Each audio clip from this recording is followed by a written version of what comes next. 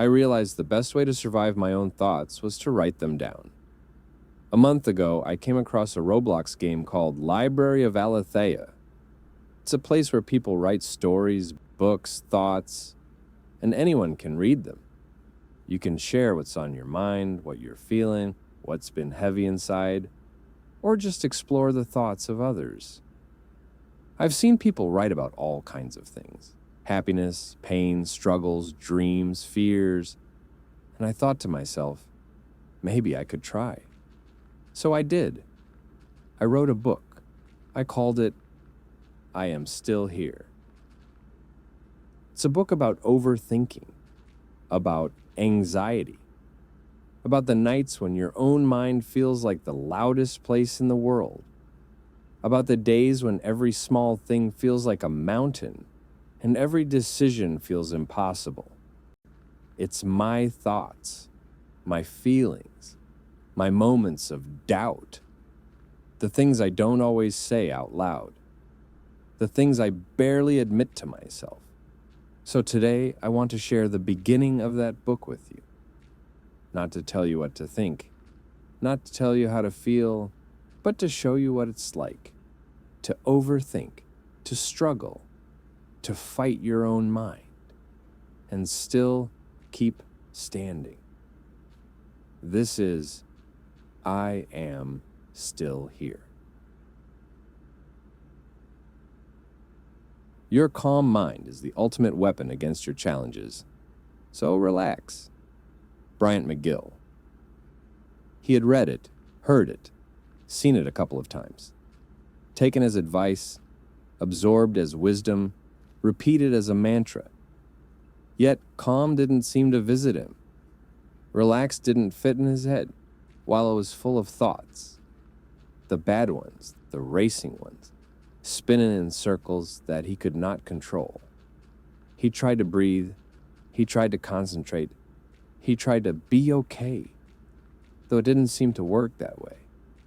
And every time he tried, his mind was also trying to remind him, peace isn't for you. Maybe not yet. Therefore, he was still here. He walked around his campus, along the street, even inside his house, acting like a performer on a stage. He smiled when he should. He greeted when he met someone. He laughed when it was funny, distracting himself from the storm that's been raging inside him, louder than the noise in the outside world. People said, "You look fine." Well, if only they knew. Yet, he was still here. Sometimes he would sit in silence, staring at the ground, body not moving, eyes not blinking, face even he could not recognize. That's when the echoes arrived, questions he couldn't answer, pasts he could not move on from, various worst-case scenarios, thoughts that wouldn't stop. Why did I say that? What if I didn't do it? Am I enough? Words he could not speak, stories he could not write, but still, he was still here. At night, lying on his bed, eyes wide open while staring at the ceiling, he wasn't even asleep, but it already felt like a nightmare. The world around him slowed down, but his mind didn't. It raced, it rewound, it imagined. The nerves in his brain pounded as his heart pumped. His hands shook, even though they were numb. He felt powerless, out of control, but he kept telling himself he was still here. Why don't you seek help? Ask someone or look something up. He tried. He had learned small things could help. Breathing, counting, walking, but they didn't fix it. Nothing could. No one could. Not even himself. Calm wasn't something he could summon. Something he could just flick his fingers and make exist. It was something he chased. Something he craved. Something he hoped would someday answer. That's why he was still here.